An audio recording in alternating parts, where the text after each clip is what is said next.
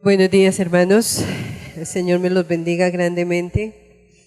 Es un privilegio estar nuevamente delante de ustedes y es un privilegio esta mañana también tomar tiempo para estudiar la palabra del Señor. Esas tres niñas que están llegando ahí son mis hermanas, llegaron tarde, por favor me les dan la bienvenida.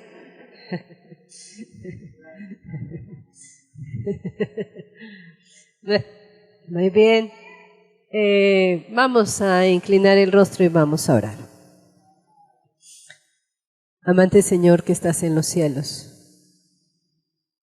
como la niña acaba de cantar, si pudiéramos imaginar y creer lo maravilloso que eres y lo poderoso que eres, Señor, no habría cómo expresar con gratitud y con una vida consagrada lo que tú haces por nosotros. Permite, Señor, que nuestros corazones y mentes sean tocados con tu palabra y que podamos salir para ser totalmente diferentes. En el nombre de Jesús. Amén. Muy bien. No sé si recuerdan el tema que tuvimos hace 15 días, ¿no? No sé si estamos todavía con buena armadura y estamos enfrentando las batallas de la fe. Quizás algunos en estas 2 semanas hemos sido heridos por el enemigo y algunos de pronto han fracasado y el enemigo los ha tirado por tierra, pero gloria sea dada a Dios de que tenemos oportunidad de avanzar, de crecer, de creer y de seguir creyendo. Vamos a abrir nuestras Biblias en el libro de Hechos, el capítulo 19. Hechos capítulo 19.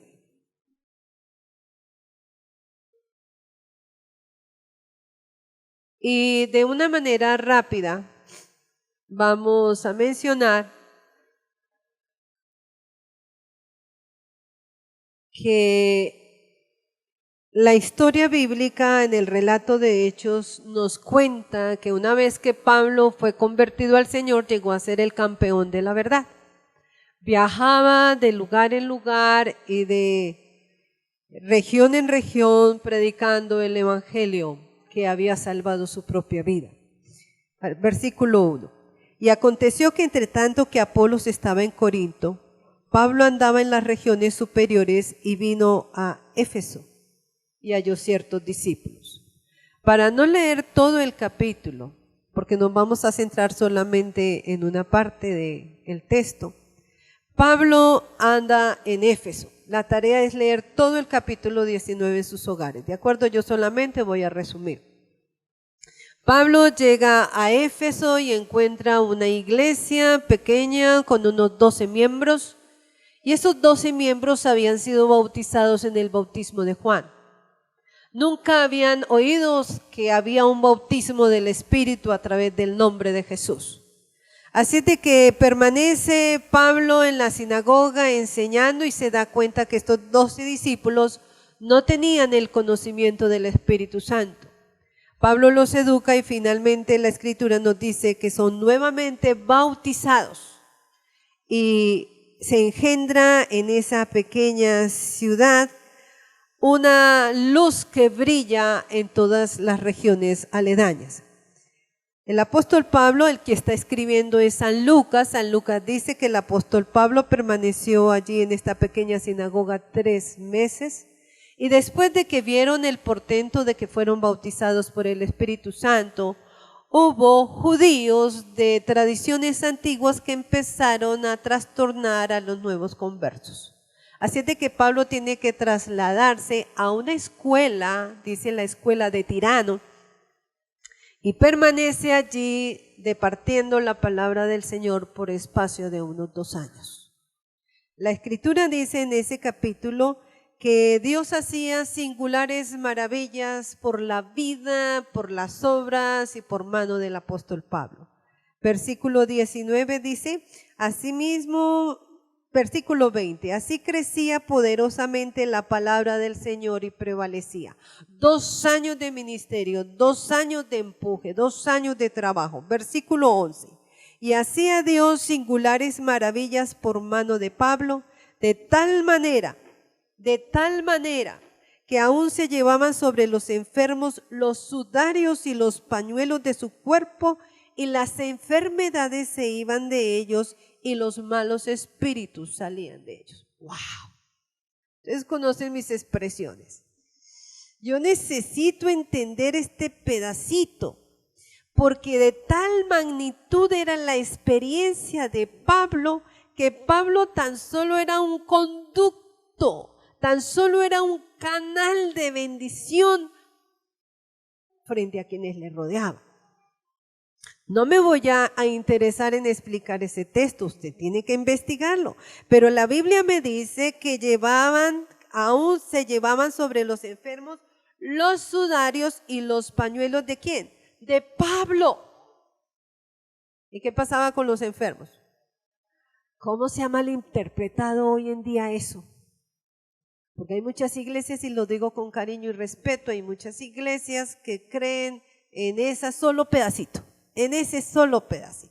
Pero a veces se nos olvida que el apóstol Pablo tan solo era un siervo del Señor, a través del cual fluía el canal de bendición para muchos otros.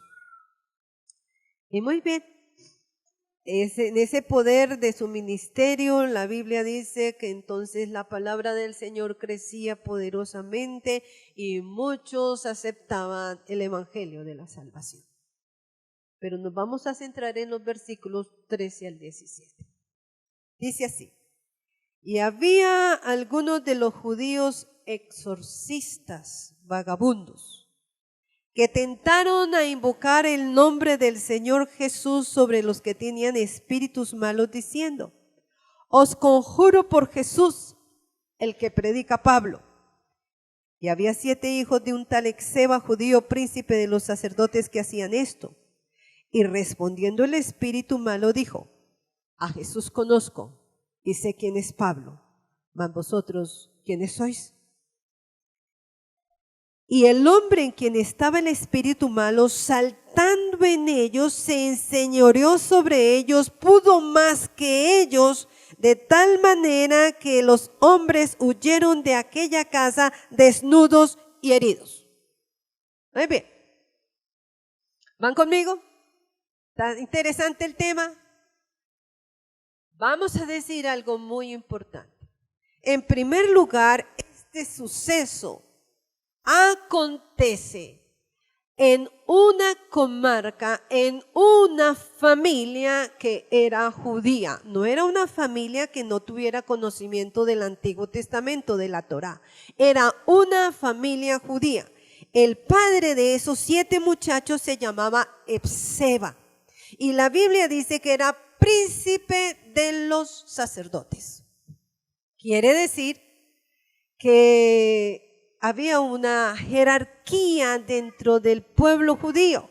Y si nosotros estudiamos bien, vamos a ver que Esceva entonces pertenecía a los 24 turnos de los sacerdotes que oficiaban en el templo. Y posiblemente en este suceso él estaba viajando porque no era su turno, por eso la Biblia le llama príncipe de los sacerdotes. Y esos 7 hijos tenían algo muy característico. Ellos habían crecido en la religión judía. Su padre era sacerdote. Venían de una casta levítica. De tal manera que los muchachos, me imagino que creciendo dentro de un ambiente religioso, se habían atrevido a practicar algo que era común en el pueblo judío, el exorcismo. No como hoy día lo vemos, no. Hoy día todo es con mucha superstición, magia y un ambiente que no es del Señor.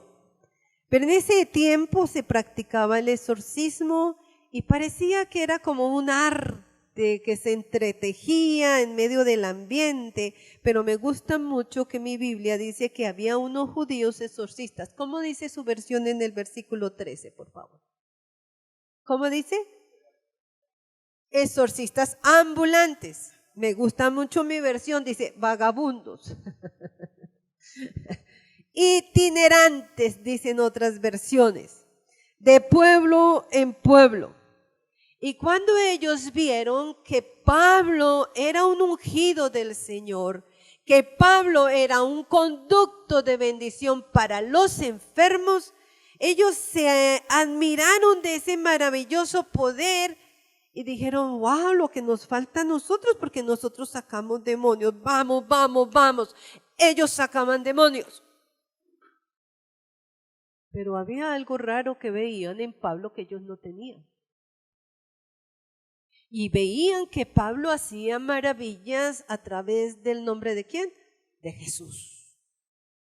Y ellos dijeron, nunca hemos usado el nombre de Jesús, nunca hemos usado el nombre de Jesús. Y se les ocurrió, me gusta la versión que dice que tentaron a invocar el nombre del Señor. Y se les ocurrió invocar el nombre del Señor Jesús.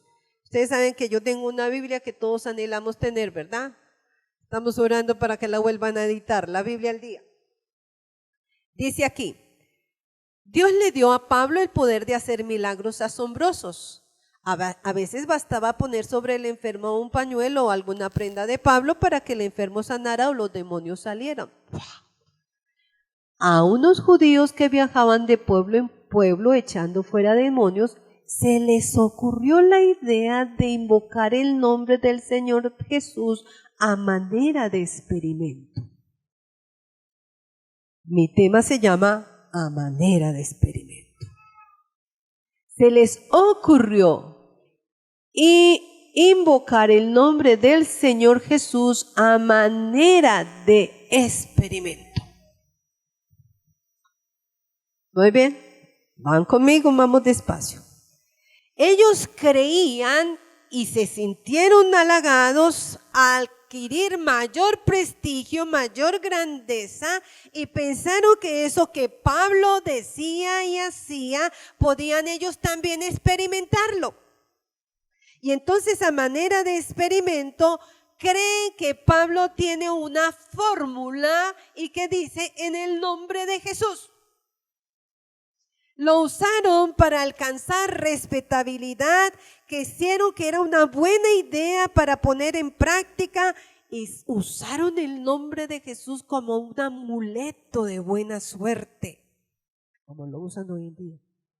Y su oficio aseguraba mucha superstición y ceremonias.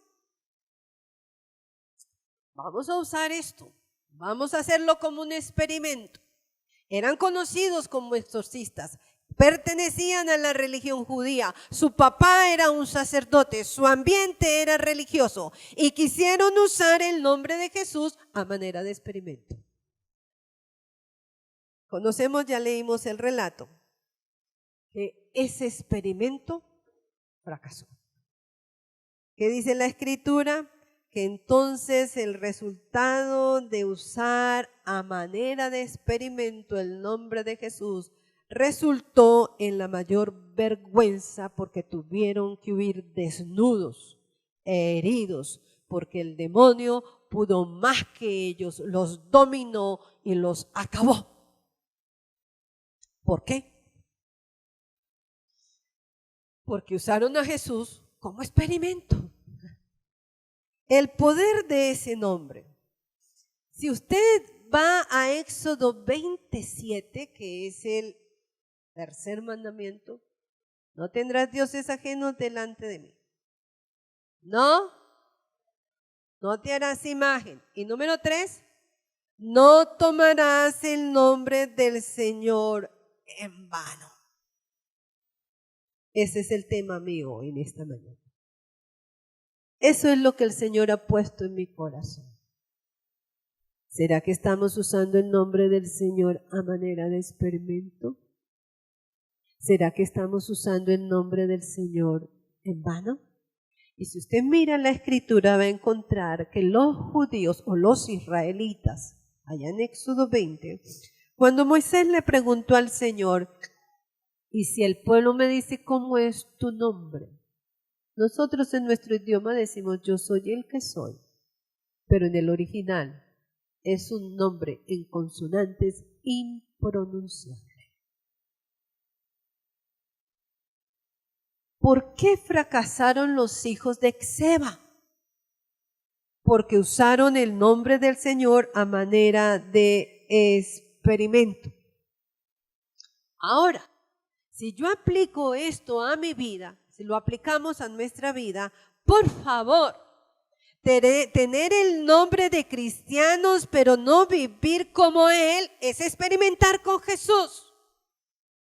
Tener una relación con la iglesia, pero no tener una relación con Jesús personalmente, es experimentar con Él.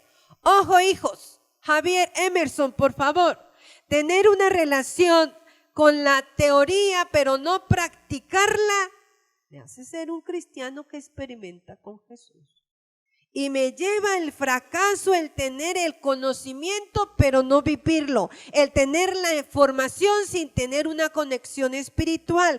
El creer en el Dios que otros creen, pero no en el que yo pueda creer. Y entendí que yo puedo ser un cristiano moderno con un ambiente religioso, conociendo la Escritura y sin embargo tener a Jesús como un experimento o tener a Jesús como un talismán de buena suerte en mi experiencia. Y entendí que conocer a Jesús, usar su nombre, es tenerlo como el centro de mi salvación. No podemos jugar con Dios. Estamos en una experiencia que no solamente debemos tener el título de hijos de Dios o cristianos simplemente por serlo. Porque aquí me gusta mucho la escritura, que dice que los hijos de Esceva eran vagabundos, de pueblo en pueblo, inestables, itinerantes. Y los hijos de Esceva prefiguran a los cristianos que fingen, a los cristianos que son impostores, a los cristianos que mientras estamos aquí sentados no conocemos por experiencia lo que Jesús puede sacar y hacer en el alma.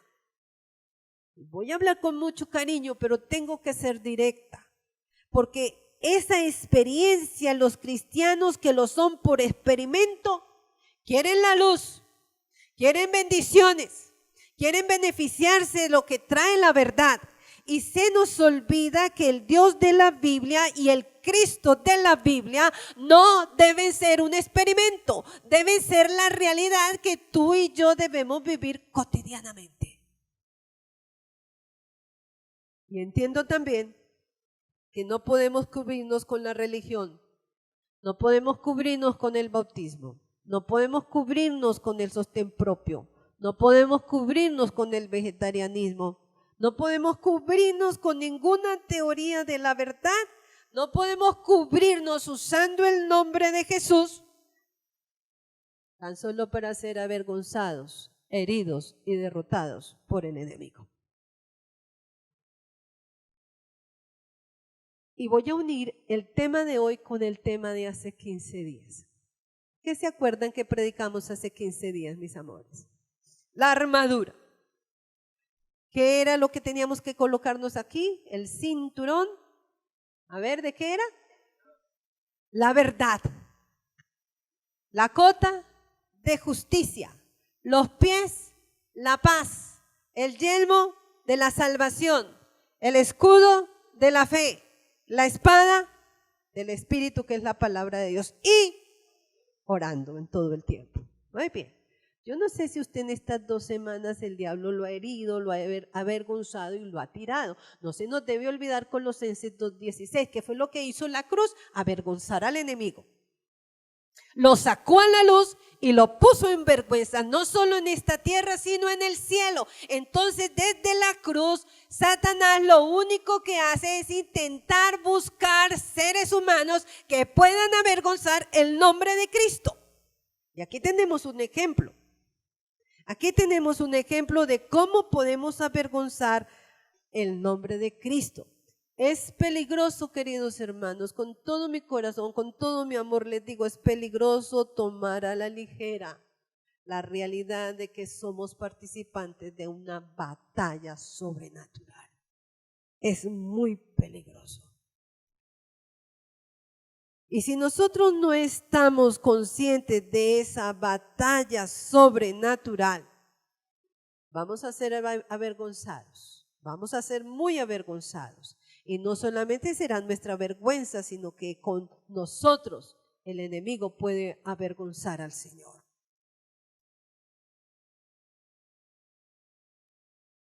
Y entendí, y hace 15 días también lo mencionamos, Santiago 4:7, que dice: someteos pues a Dios, resistid al diablo y de vosotros huirá.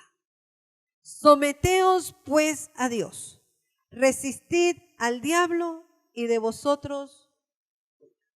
¿Cómo estamos? ¿Estamos sometidos a Dios? De pronto no tengo los zapatos de la paz, o de pronto me quité el yelmo de la salvación, o de pronto no estoy usando la espada del Espíritu, porque los cristianos modernos hablamos mucho.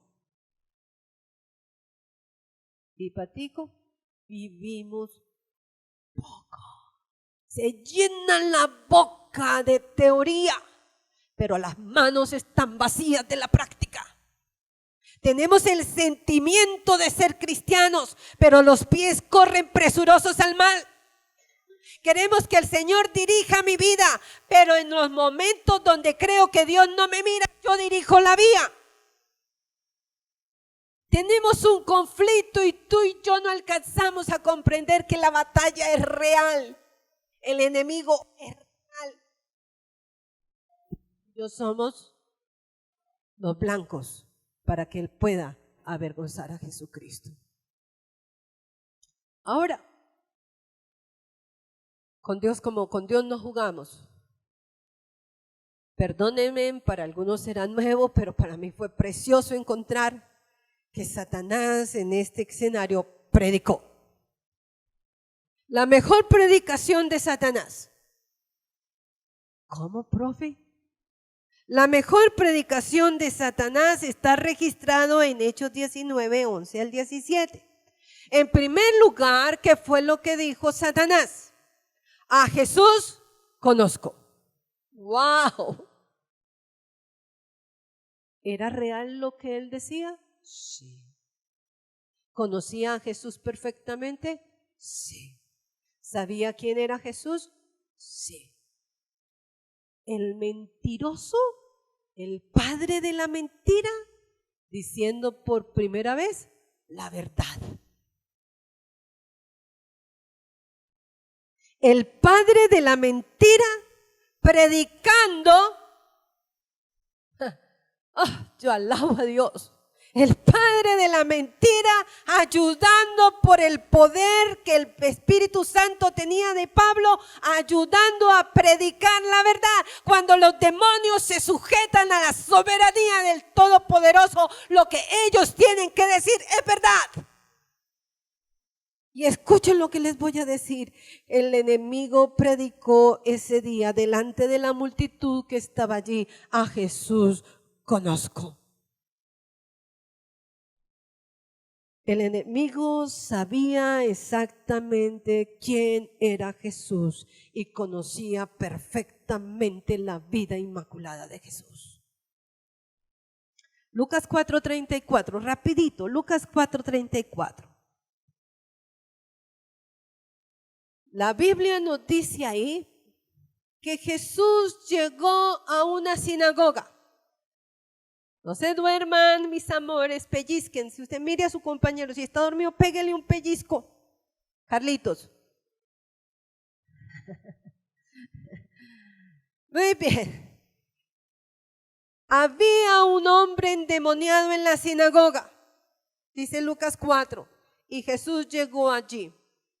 Y cuando Jesús, la presencia de la deidad personificada en el cuerpo de Jesucristo, llega allí, inmediatamente el demonio habla y dice una verdad. Frente a Jesús ni siquiera el demonio puede mentir. ¿Y qué dijo el demonio? ¿Qué tienes con nosotros, Jesús de Nazaret? yo sé quién eres, el Santo de Dios. Cuando los demonios hablan verdad. Mateo 8:29, eso lo conocemos.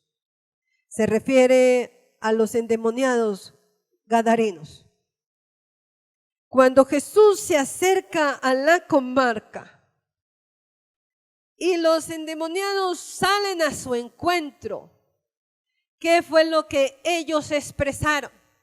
¿Qué tienes con nosotros, Hijo de Dios? Marcos 1:34 nos dice que Jesús, cuando sanaba y sacaba a los demonios, no permitía a los demonios hablar, porque los demonios lo conocían. Oiga, esto es nuevo para muchos. Y Lucas 4:41 dice, y también de muchos salían demonios dando gritos a voz en cuello diciendo, tú eres el Hijo de Dios. Bendito sea el Señor. Vamos a decir algo muy importante. Entonces la mejor predicación del enemigo es que él conoce a Jesús. Y él sabe que Jesús es el Santo Hijo de Dios. Él sabe que Jesús es el único entre Dios y los hombres. El demonio sabe que tú eres el Hijo de Dios. La segunda parte de la predicación del demonio, perdónenme, pero así es que el demonio dijo, yo sé, conozco a Jesús, y por eso no me meto con él, porque cuando Jesús viene, hasta yo dejo de ser mentiroso. Ahora el demonio dice en la segunda parte del sermón, conozco a Jesús y sé quién es Pablo. ¿Quién era Pablo?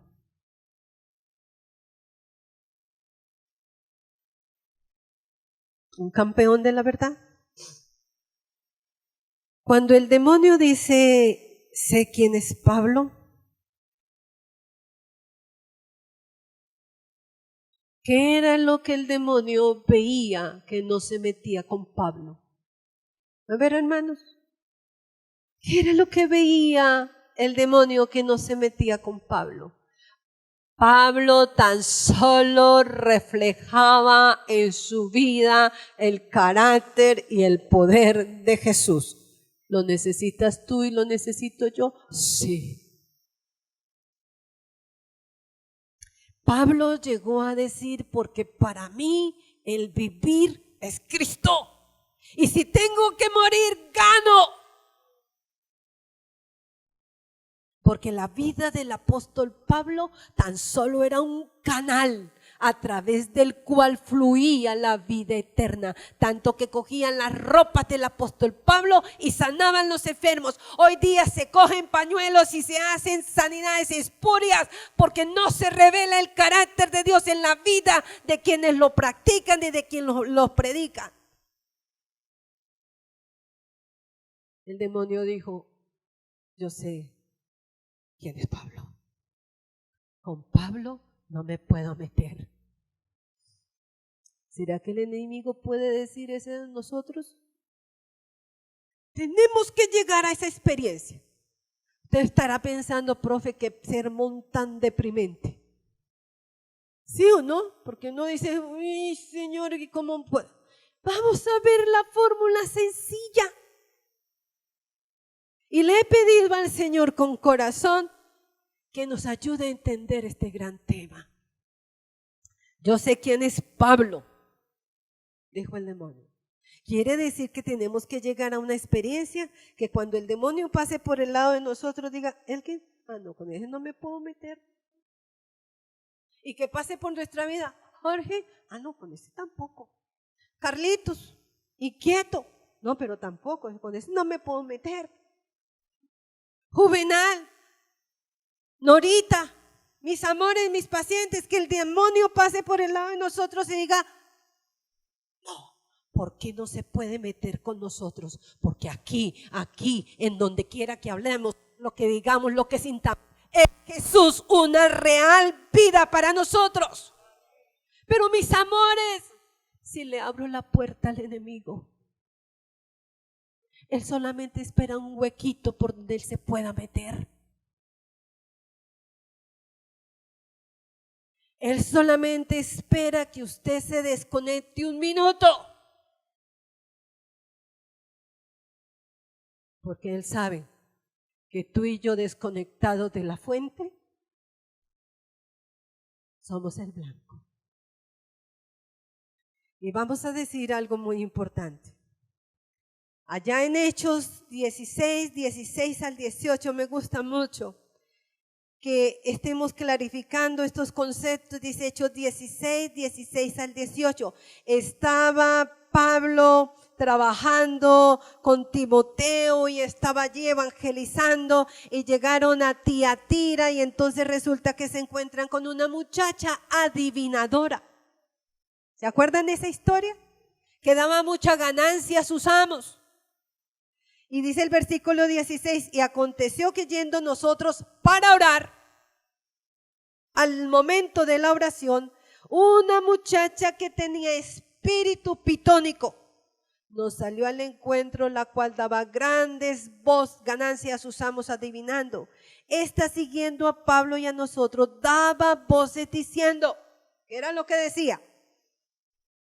Estos hombres son ¿qué? Siervos de quién. ¿Qué más? ¿De qué más dice ahí? Siervos del Dios Altísimo. Siervos del Dios Altísimo. Y mire cómo evangeliza el enemigo cuando se encuentra con la verdad.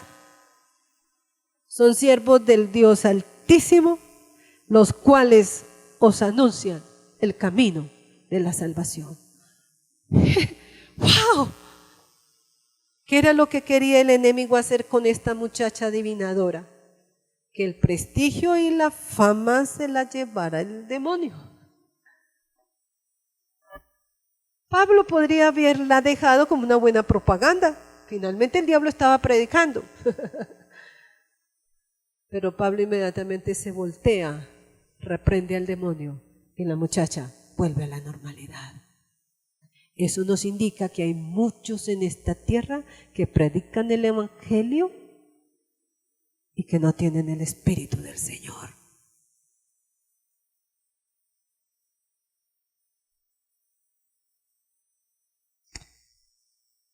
A Jesús conozco y sé quién es Pablo.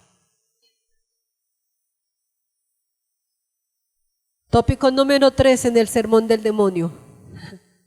A Jesús conozco, sé quién es Pablo. Número 3. ¿Y ustedes quiénes son?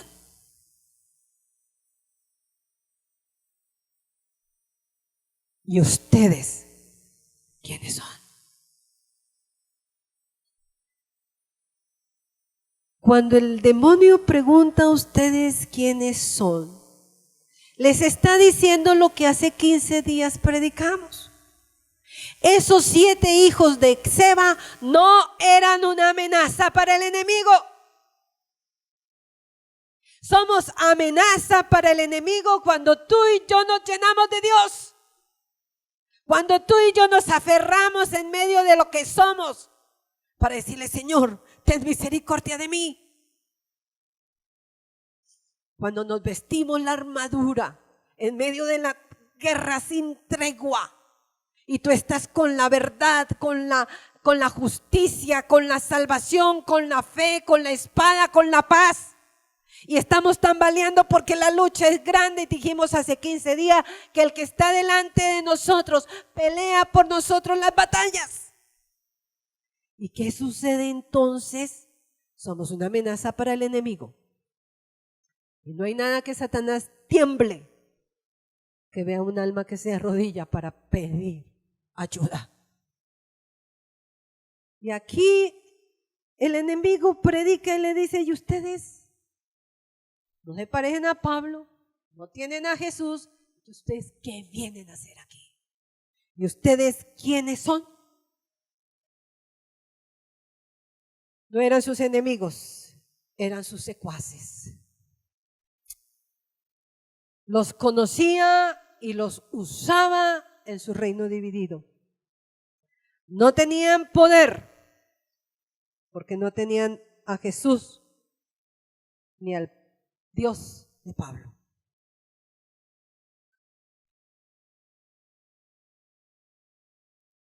¿Y ustedes quiénes son? Permítame parafrasear lo que el enemigo intentó decir. Les dijo, ustedes están conmigo. Ustedes son mis súbditos, ustedes son mis secuaces. Ustedes creen que trabajan para Dios, pero realmente están trabajando para mí. Perdónenme con amor, les digo, si nuestra vida espiritual no tiene una conversión genuina frente al amor y a la bondad del Señor, somos cristianos que experimentamos con Jesús, y por ser cristianos que experimentamos con Jesús, somos los secuaces del enemigo. No hay mayor fuerza para impedir el evangelio que un cristiano medio convertido. No somos llamados a ser mediocres. No somos llamados a estar en la tibieza. Somos llamados a ser cristianos genuinos, permanentes en Cristo Jesús, en comunión con Él. Genuinos, idóneos, reales, verídicos. ¿Cómo me duele el alma ver personas sometidas a lo que el enemigo les entrampa con vicios, con acciones, con palabras? ¿Dónde está el poder? Quizás uno de ustedes esté diciendo en su interior, no, voy a cambiar. No es voy a cambiar, tienes que hacerlo ya. La Biblia nos dice claramente en Santiago 2:19 que los demonios también conocen, creen y tiemblan. Los demonios conocen, creen y tiemblan. Pero no por eso son hijos de Dios. ¿Qué ha pasado con estos cristianos por experimento? Se fueron a la batalla sin estar correctamente armados. El no tener una relación vital con Jesús hacía de los hijos de Esceva los súbditos del demonio. Y lógico, Satanás se enoja contra ellos y los hiere, prevalece, los domina, los destruye. ¿Se ha sentido usted fracasado si usted escuchó el sermón hace 15 días y usted salió con la convicción de que quiere ser distinto? 2 semanas después usted se encuentra herido porque el enemigo lo ha avergonzado. Hermano, en el nombre del Señor, levántese. Levántese y crea en el poderoso nombre de Jesús. Vamos a un texto muy hermoso en la Escritura que conocemos al pie de la letra. Muchos de nosotros lo conocen. Filipenses. Filipenses 2. Dice que la humillación de Jesucristo fue de tal magnitud que siendo forma de Dios, tomó forma de siervo hecho semejante a los hombres, y estando como en la condición de hombre, se humilló a sí mismo y fue muerto hasta la muerte de cruz. Van conmigo, versículo 9. Ojo con lo que vamos a leer.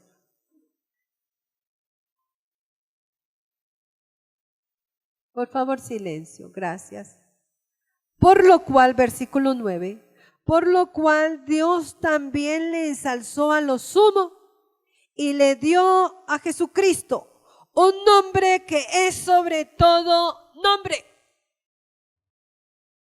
Los hijos de Esceva quisieron usar la fórmula mágica en el nombre de Jesús.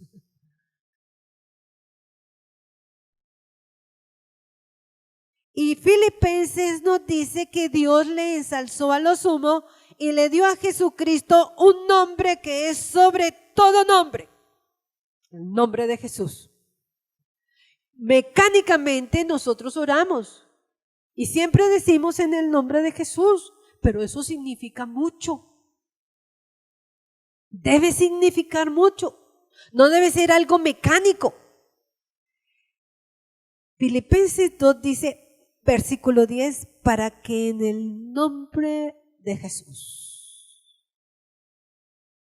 Ojo que vamos a cambiar un poquito lo que conocemos de este texto. Para que en el nombre de Jesús se doble toda rodilla.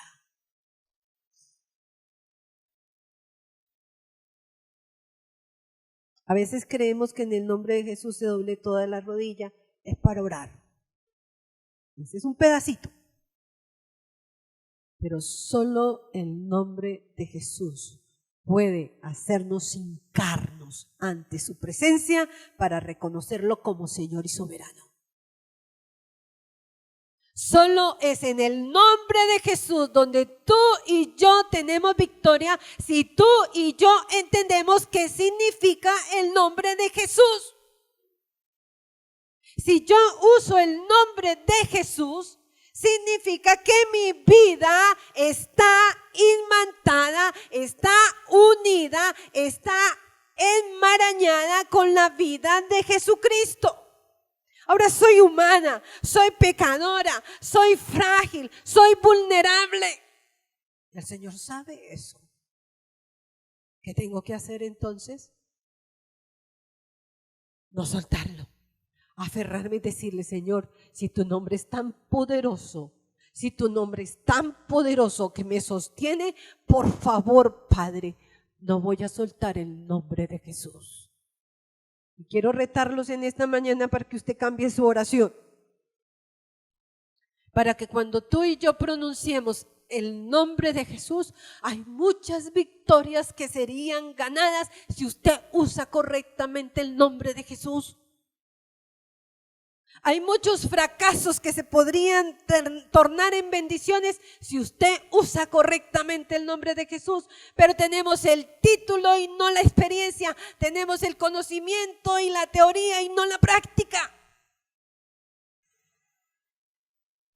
Y el Filipenses me dice para que en el nombre de Jesús se doble toda rodilla de los que están en los cielos, de los que están en la tierra, de los que están debajo de la tierra, y toda lengua confiese que Jesucristo es el Señor para gloria de Dios Padre.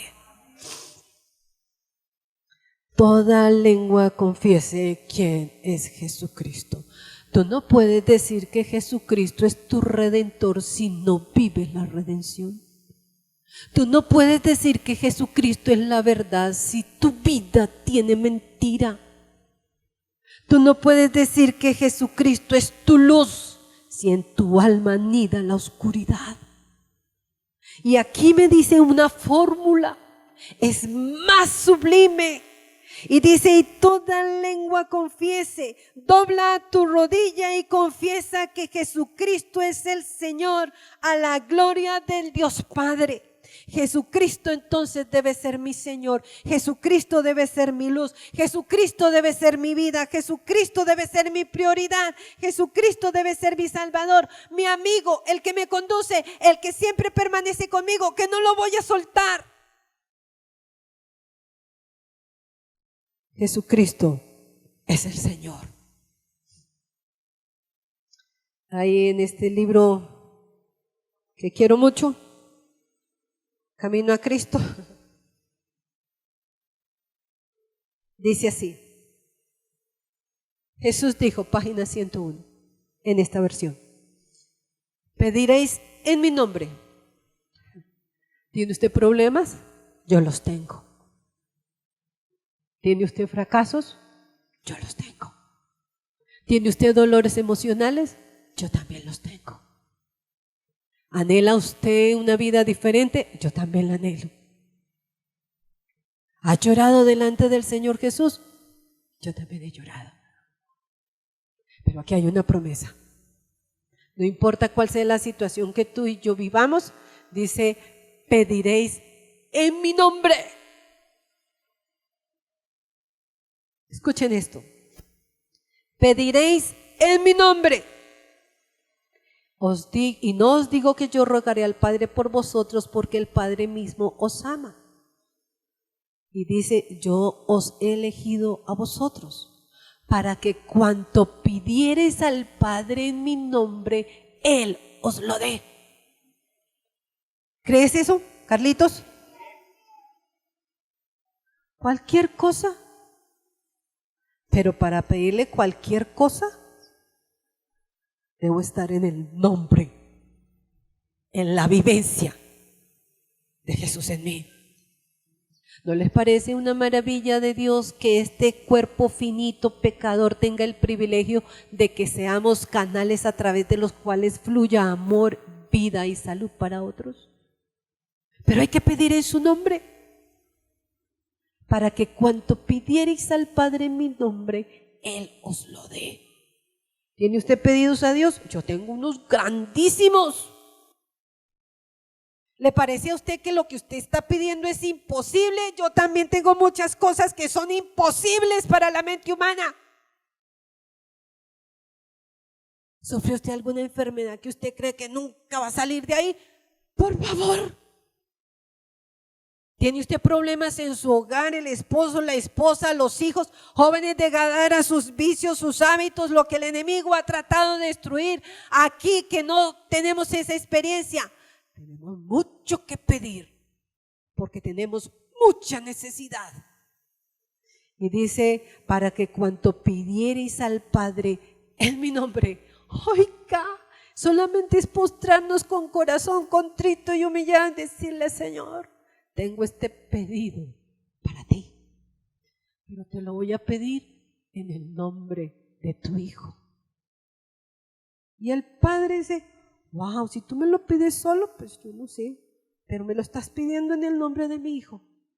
Y ese es el nombre poderoso que yo le puse a mi Hijo, para que frente a ese nombre todos los seres humanos se postren ante Él y reconozcan que Él es el Señor. Orar en el nombre de Jesús es más que una mera mención de su nombre en la oración.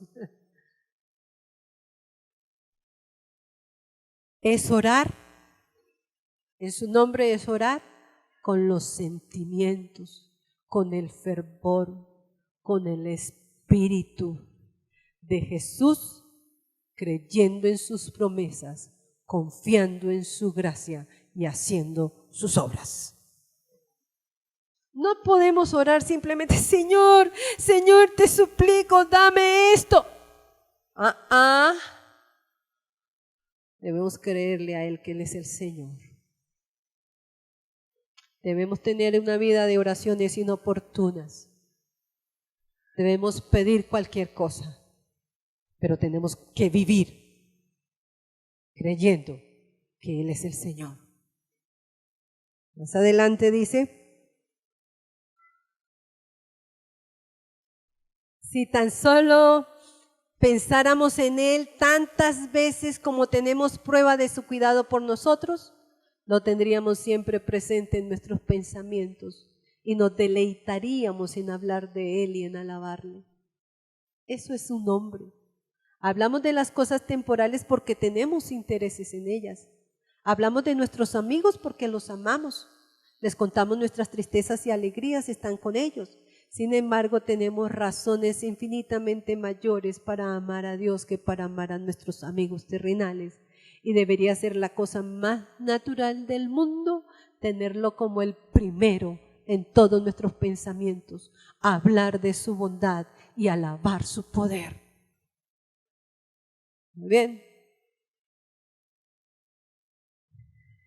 Cuando usted y yo seamos esos cristianos que no experimentamos, sino que Jesús vive aquí, dice el párrafo, los ricos dones serán derramados en nuestra vida y nuestros pensamientos, nuestras acciones, nuestro ser interior estará constantemente unido a Él por la gratitud.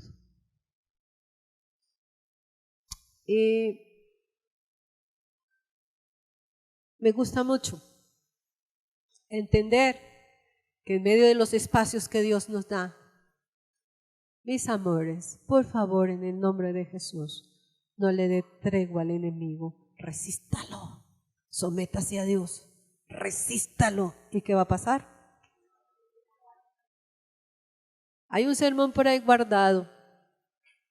Jesús le está lavando los pies a sus discípulos, está en la última cena, está diciendo sus últimas palabras, y de repente para y le dice a sus discípulos: ya no les diré mucho, porque veo que viene el príncipe de este mundo, mas no tiene nada en mí que le pertenezca a su reino.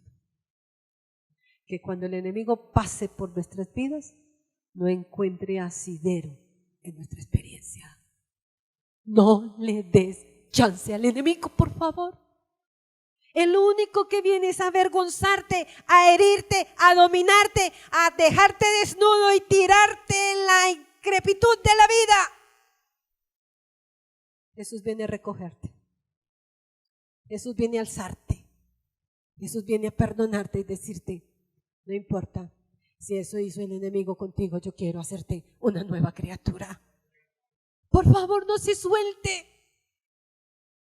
La imposibilidad no está en Dios, la imposibilidad está en nosotros que no creemos. No es tan grande el problema que yo tengo, más grande es nuestro Dios.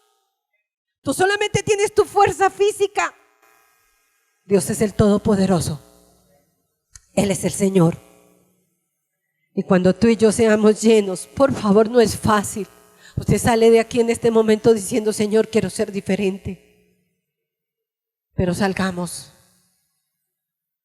y enfrentaremos la batalla real. ¿Sí o no? Y es donde usted tiene que estar usando el nombre de Jesús. Señor, tu nombre es poderoso. Señor, tu nombre es maravilloso. Tú eres el Señor de mi vida. No permites que esto me domine. Por favor, Señor, dame la victoria. Creo en ti, creo en tus promesas. Creo en que tú eres el Todopoderoso. Y una vida así de comunión y clamando por su espíritu, Satanás pasará por mi lado, pasará del arco. Dios sabe que soy pecadora, Dios sabe que aquí hay muchas cosas por pulir aún, pero en medio de mi ineptitud me aferro al Calvario y le digo: Señor, tu cruz es real en mí. Y ahora me gusta mucho que cuando Jesús estuvo en esta tierra, mandó a 70 a predicar el evangelio, y ellos regresaron diciéndole al Señor Jesús: Señor, estamos admirados, hasta los demonios se sujetan en tu nombre. Y Jesús dijo algo que llenó mi corazón. Jesús dijo en San Lucas 10, 17 y 18: yo vi a Satanás caer como un rayo.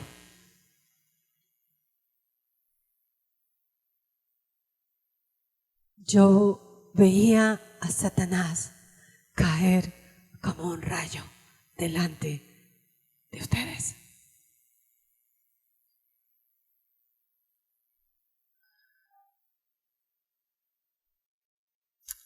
Si Jesús avergonzó al enemigo en la cruz, la batalla es real.